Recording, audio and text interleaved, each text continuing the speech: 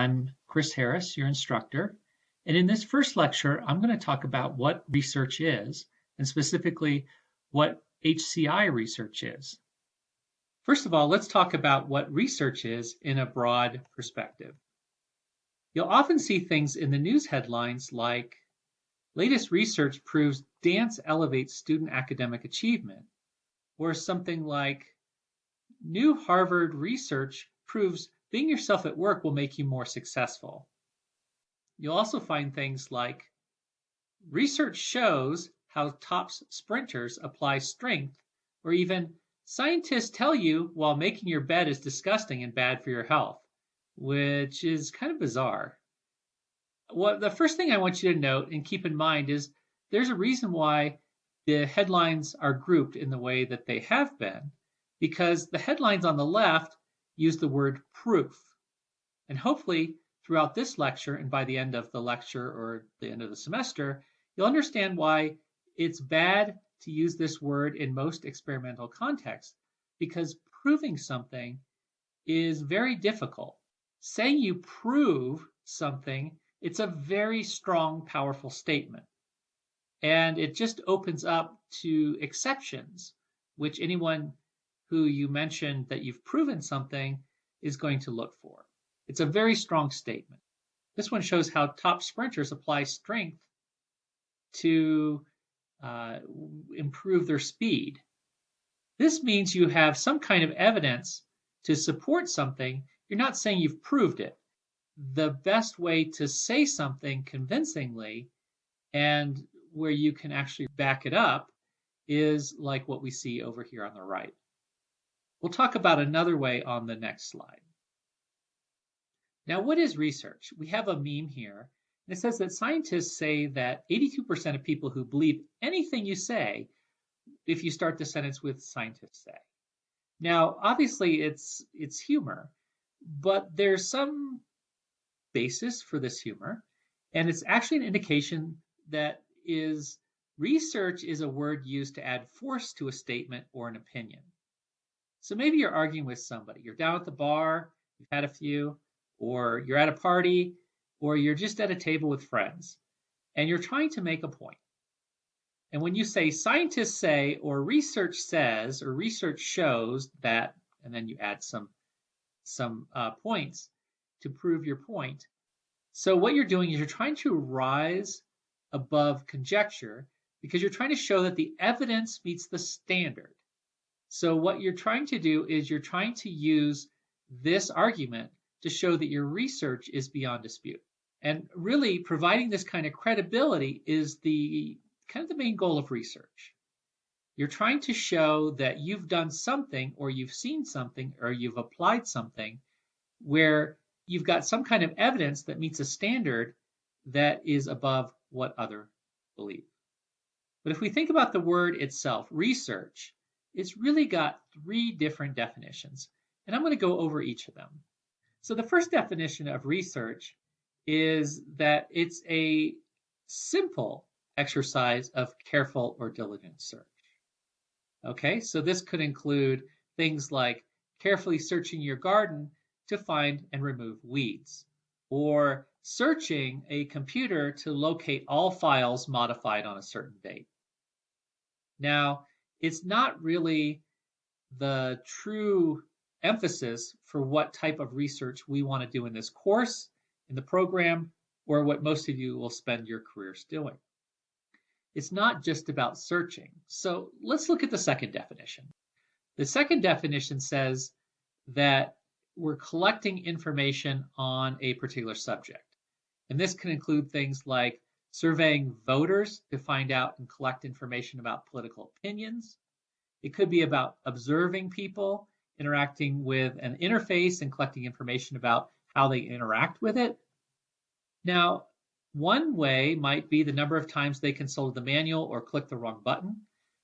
This is kind of getting along the lines of what we do in HCI. So it might sound pretty familiar with you. And really, if you haven't done research on your own yet, this would be an example. This example shown here might be something that's very valid. So this is only a part of what HCI researchers do.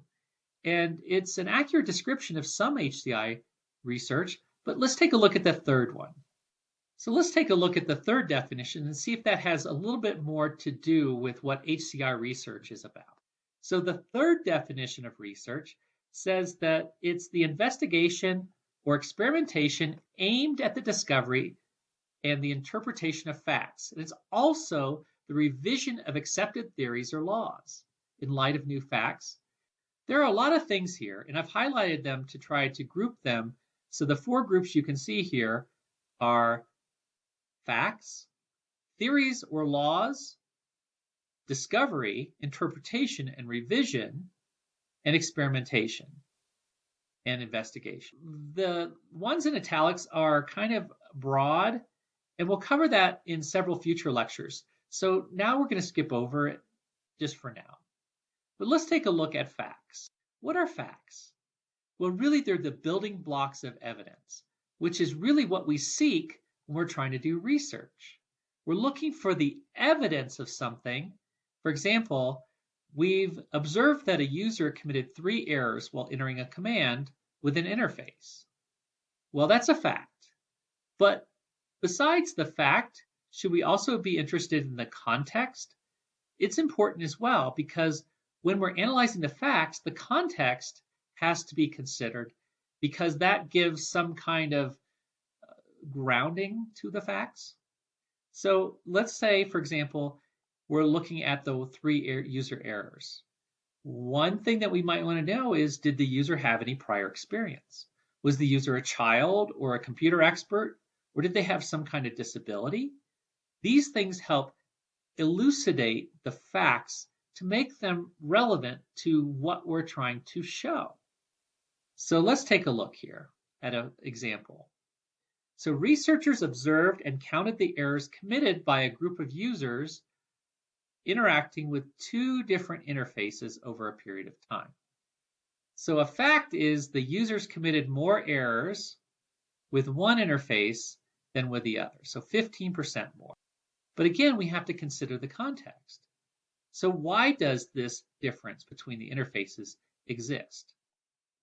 It could be due to one interface being better, but it could be due to perhaps the time that this user was using it. In one, they might be in a rush, in the other, they may not. So these things do enter into why those facts are relevant in research. So collectively, the facts form an outward sign leading to evidence. So facts and evidence, they're kind of like a one-to-many relationship. Evidence is multiple facts, just like you would see in a courtroom. One fact does not sway the jury. It's the collection of facts shown in context that do. So perhaps you're looking for evidence that one interface is less error-prone than the other. So this could be your conclusion after the end of the study. You conclude that based on your evidence, that the interface is less error-prone than another interface. So the note here is that prove or proof is not used at all. And this is because in HCI, we don't normally set out to prove things. What we do is we gather facts and formulate and test evidence. So the second element of the definition of research was theories and laws. Now, a theory is a hypothesis that is assumed for the sake of argument or investigation. So we can use experiments to show that theories go beyond just simple argument, that there's actually some basis behind the theory. So when confirmed through research, a theory becomes scientifically accepted bodies of principle that explain phenomena. Typically, one person using some experiments to show something does not lend itself to a theory, but multiple people independently verifying or experimenting with these same types of interfaces or facts can come up and say, yes, we have enough to postulate this theory is correct. So a law is a relationship or phenomenon that is invariable under given conditions. So a theory is not as strong as a law. A theory is kind of, this is our best guess, and here's why, what we have to base it upon. Whereas a law says you have some conditions, and the phenomenon does not change. So, for example, we have in our field Fitts law. Now, Fitts law refers to a body of work that was originally in human motor behavior, but is now used in HCI. So keep in mind that Fitts himself never proposed the law. What he did is he proposed a descriptive and a predictive model for human behavior, and then he gathered a lot of data through experimentation and built on this body of knowledge. And from this body of knowledge, scientific acceptance came about, and then a law was created. A third element of the definition was discovery, interpretation, and revision. So discovery, as you probably would guess, means that you're looking for things that are new and useful. This could be a new style of interface or a new interaction technique. For the other two elements, we should indicate that it's built on what's already known or assumed.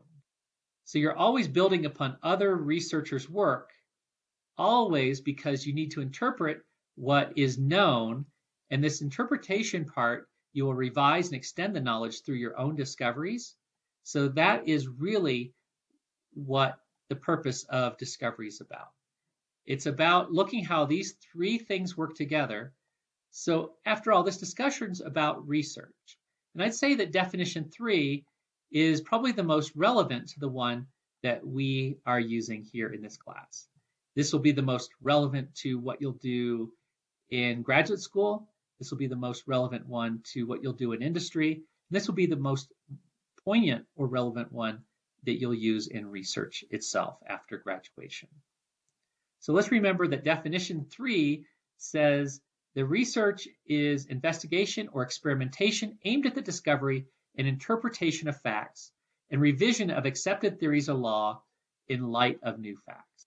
So another way I've dissected this definition for you, what is research? What it is investigation or experimentation. So what you're doing and why you're doing it. So why is the discovery interpretation of facts? Because facts will lead you to what you're eventually seeking. And second of all, the revision of accepted laws or theories. So this is done when new facts arrive. And another way of looking at this definition is hopefully to make better use and understanding of it. So with that in mind, we've looked at what research is, but what is specifically HCI research? Now, we can think that the same definition applies, but the methods differ because the methods can vary in the field of HCI.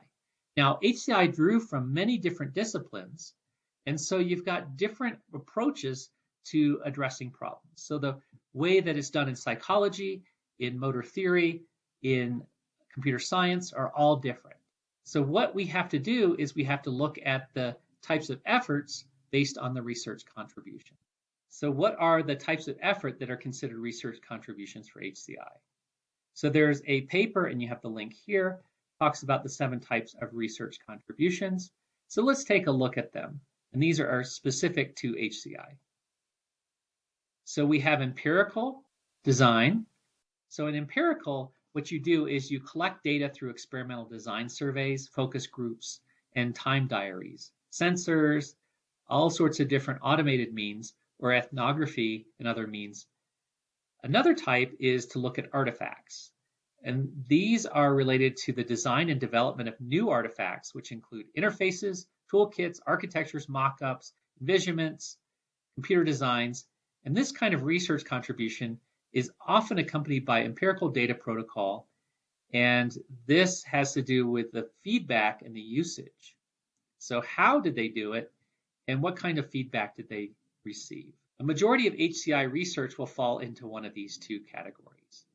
That doesn't mean all of them will, but most of them will be one of these 2. Another one is methodological.